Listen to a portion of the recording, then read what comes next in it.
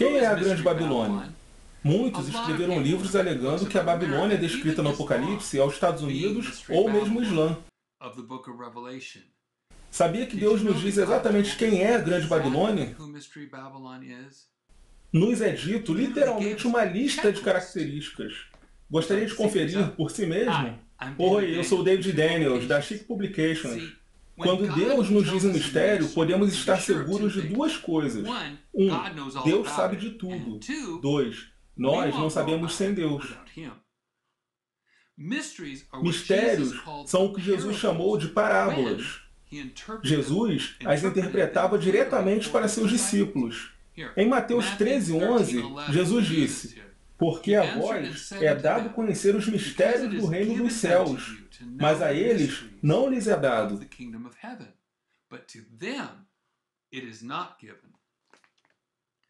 Desse modo, as parábolas são usadas para manter algo oculto de gente com o coração fechado.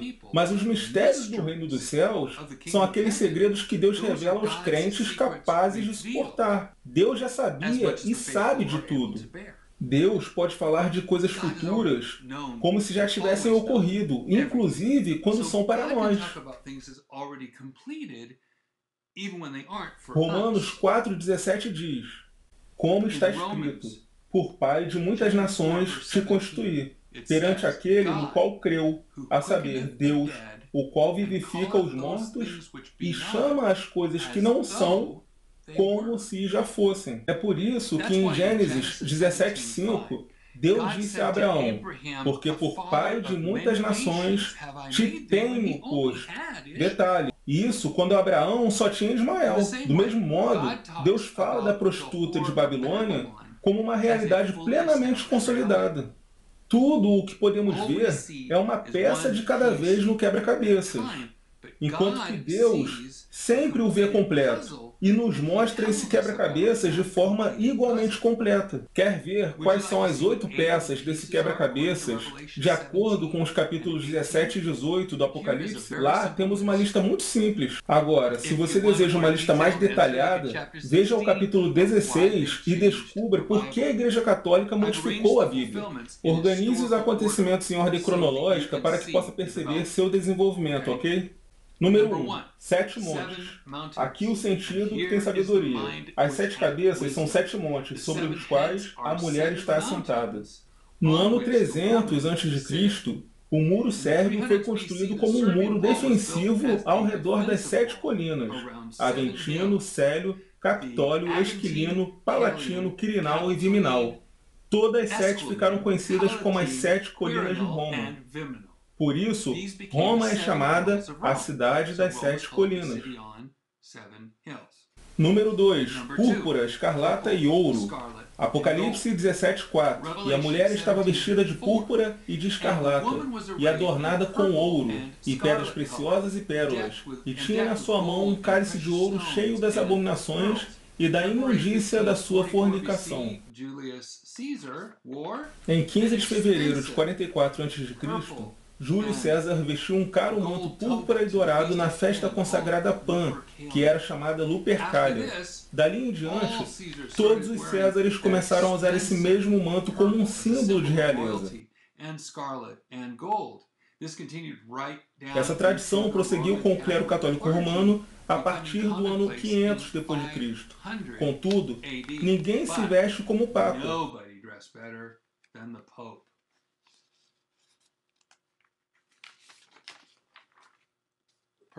Púrpura, escarlata e ouro.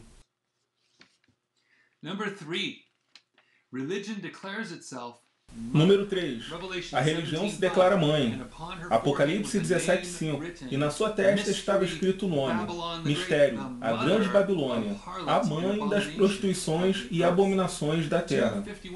Em 251 d.C., Cipriano de Cartago declarou na obra A Unidade da Igreja o seguinte: você não pode considerar a Deus como pai se não considera a Igreja como mãe.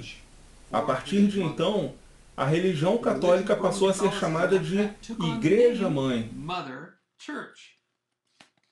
431 AD,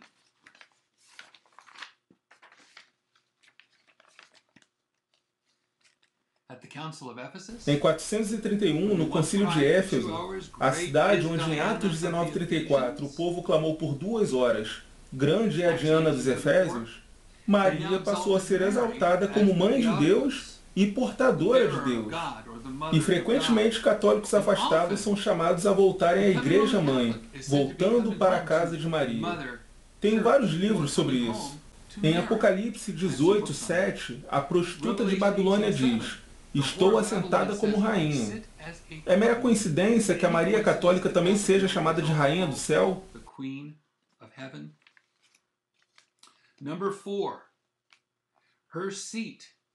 Número 4. Está assentada sobre 7 montes. Apocalipse 17:9. Aqui o sentido que tem sabedoria. As 7 cabeças são 7 montes, sobre os quais a mulher está assentada. A colina do Vaticano não é uma das 7 colinas de Roma, mas escute isso. Em 313 d.C., Constantino deu para o bispo de Roma o Palácio de Latrão, localizado no Monte Célio, que tornou-se desde então a sede eclesiástica do bispo de Roma, o Papa. Isso não é tudo. Em 324, a primeira basílica foi construída e agora se chama Arquibasílica de São João de Latrão. E nela há um trono chamado Cátedra, que é um assento, uma cadeia com braços, para o Papa. Número 5. Embriagada no sangue dos santos. Apocalipse 17:6. E vi que a mulher estava embriagada do sangue dos santos e do sangue das testemunhas de Jesus. E vendo-a eu, maravilhei-me com grande admiração. Veja esta lista aqui. Em 1184, o Sínodo de Verona declarou que você pode queimar hereges na fogueira. Em 1215, a partir do 4º Concílio de Latrão, teve início a Inquisição. Há como contestar os milhões de vítimas torturados e assassinados em nome do Papa, da deusa Maria e da hóstia eucarística?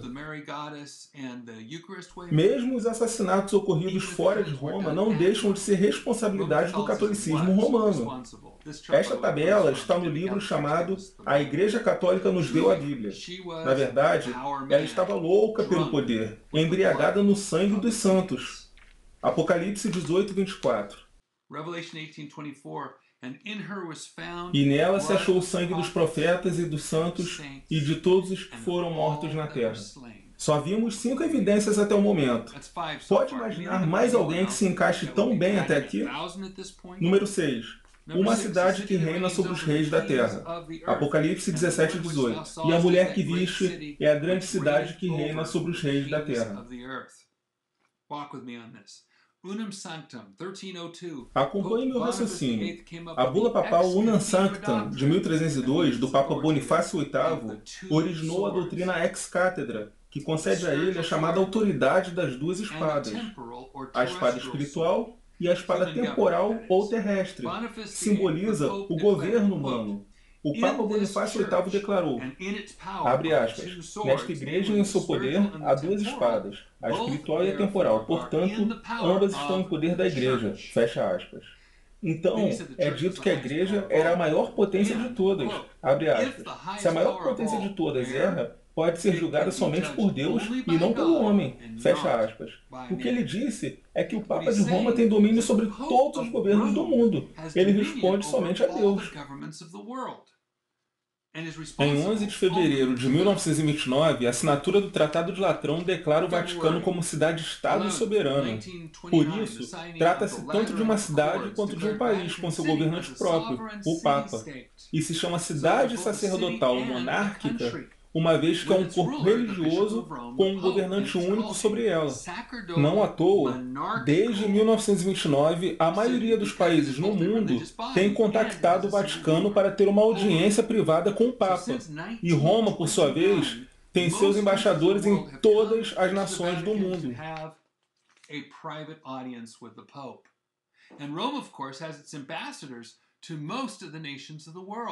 Alguém pode negar a influência massiva de Roma na política mundial? Pense nisto. Se um governo não é do agrado do Papa, aqui há uma grande quantidade de embaixadores, dê uma olhada. Se um governo não agrada ao Papa, o Papa pode dizer a todos os seus fiéis que voltem-se contra esse governo. E um governo não funciona sem um povo.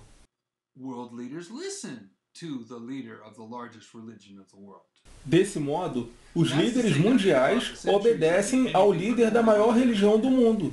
Há séculos, o Sacro Império Romano e todos os reis que alcançaram ou perderam poder devem seus rumos à vontade do Papa. E agora, desde 1929, o Papado é uma cidade e também um país. 7. Nações fornicam com a prostituta. Apocalipse 18:3. Porque todas as nações beberam do vinho da ira da sua fornicação, e os reis da terra se fornicaram com ela, e os mercadores da terra se enriqueceram com a abundância de suas delícias. Todo o capítulo 18 descreve a incrível riqueza e o comércio com as nações da terra. As pessoas se agradam com a prostituta, embriagando-se com ela, e logo logo a deixarão derramar sua ira sobre os santos. Depois de tudo, as únicas pessoas que se oporão à prostituta serão os santos. E o Papa Francisco I acaba de decidir que as únicas pessoas que estão causando problemas ao mundo são os fundamentalistas, a saber, os crentes na Bíblia. Número 8.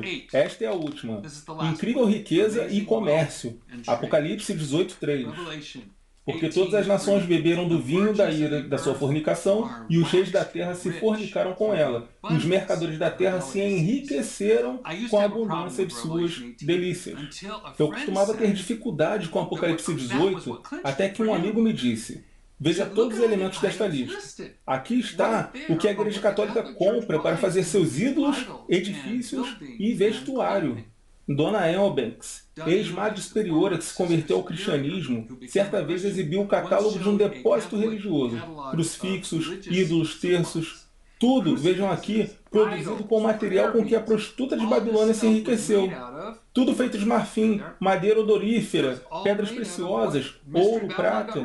Isso é o que ela vende e, obviamente, as almas dos homens. Apocalipse 18:13. E canela, e perfume, e mirra, e incenso, e vinho, e azeite, e flor de farinha, e trigo, e gado, e ovelhas, e cavalos, e carros, e corpos, e almas de homens. Pense nestas pessoas. Suas almas são muito valiosas para Deus. Os preciosos católicos romanos precisam da palavra. Só enumerei 8 pontos separados em Apocalipse 17 e 18, que claramente se referem ao catolicismo romano. Os apresentei para você em ordem cronológica e histórica. Pode checar cada um deles por si mesmo. Envie este vídeo a cada um dos seus contatos e pergunte se existe mais alguém que cumpra todos eles. Look, send this video to your friends and ask them, is there anybody else who fulfills all of these? Deus sabe de tudo isso e nos deixou um aviso em 2 capítulos de Apocalipse. Ele disse para onde devemos olhar antes do fim. A grande Babilônia praticamente já tomou forma. Porém, deve ocorrer mais uma coisa antes disso. Mateus 24:14. E este evangelho do reino será pregado em todo o mundo em testemunho a todas as nações, e então virá o fim. Você precisa da palavra santa e preservada de Deus para se opor a esta prostituta.